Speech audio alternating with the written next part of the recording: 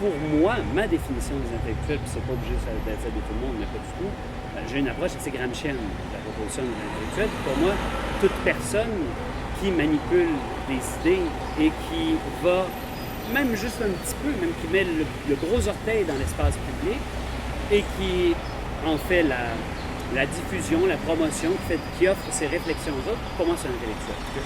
Donc, Jeff Fillion fait partie des intellectuels au Québec. Okay. Donc, je pense que c'en est un, entièrement efficace à certains égards. Ce qui ne veut pas dire que c'est un scientifique, ce qui ne veut pas dire que c'est un chercheur, ce qui ne veut pas dire qu'il y a une démarche rigoureuse, mais comme je pense que c'est un intellectuel, du point de vue Gramsci.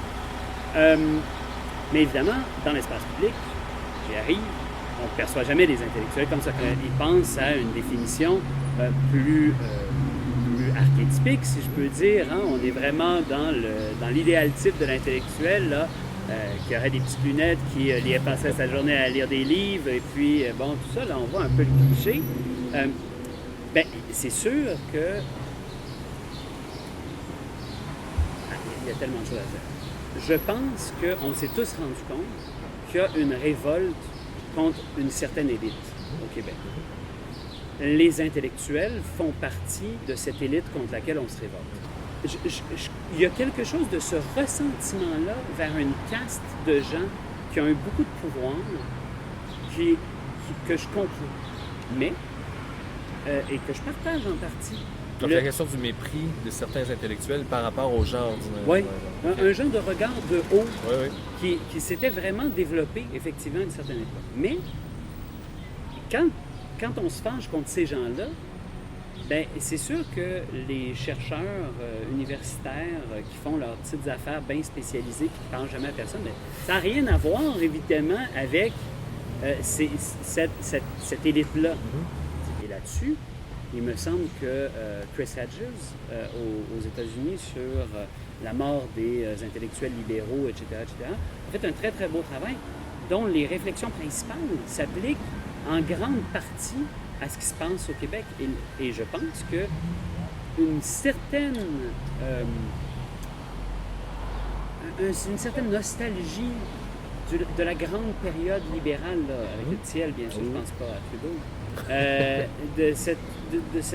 de ces grands succès, tout ça, habite encore beaucoup d'intellectuels, où on a l'impression, même si à mon avis c'est à tort, les intellectuels de gauche et d'extrême gauche n'étaient pas très écoutés à l'époque, mais tout ça, mais on se rappelle de cette période-là comme d'une période faste.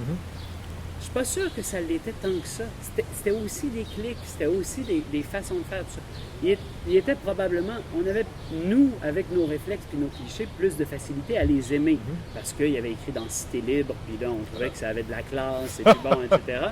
Alors qu'évidemment, quand on lit ce que publie un Stephen Harper, quand on lit ou un Jason Kenney ou whatever, on se rend compte que c'est pas des gens avec une profondeur de réflexion particulièrement saisissante. Alors on dit, c'est tous des gens bebêtes qui sont au pouvoir, puis ils essaient de faire taire tous les intellectuels. Et de passer une idéologie. Parce que moi, c'est et ça de passer, évidemment, une idéologie à laquelle ils adhèrent collectivement. Une idéologie qui les sert bien personnellement. Mais je pense vraiment, ça, je suis tout à fait à l'encontre de la théorie du complot là-dessus.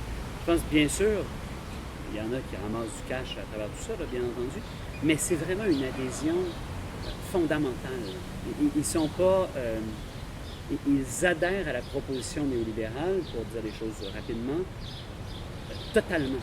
Ils pensent vraiment que le marché fait mieux les affaires. Ils pensent vraiment qu'on n'a pas besoin d'université pour financer de la recherche. Le privé va faire mieux. Parce qu'eux autres, ils ont l'intention de rendre ça pratique et profitable pour les gens. Ils croient sincèrement tout ça. Je le pense. Donc, au final, le rapport aux intellectuels, premièrement, il y a toute une gauche québécoise qui tripe encore énormément sur les intellectuels et qui adore ça et qui a là-dessus une tradition très franco-française, en fait, très, très différente du reste de l'Amérique du Nord et tout. On trouve ça important qu'il y ait des essayistes, puis on discute de leurs affaires, puis on achète des livres bien plus qu'ailleurs au Canada dans les essais. C'est incroyable. Pour une toute petite population comme la nôtre, on produit une quantité de bouquins qui n'a aucun sens. Alors, il reste toujours cette gang-là. Puis de l'autre côté, il y a du monde qui pensent comme que ça, c'est des gens qui les dominent culturellement et qui les méprisent. Ils n'ont pas complètement tort. Il y a de ça. Mais ils ne voient pas tout le mépris que plein d'autres gens ont pour eux aussi, mais dont ils se servent et qu'ils instrumentalisent en disant « Oui, allez lui dire au jeune Trudeau là, que c'est juste un prof, là, puis que vous autres, vous voulez du monde qui ont travaillé pour vrai dans la vie. » Les vraies affaires. Les vraies affaires. Parlons-en.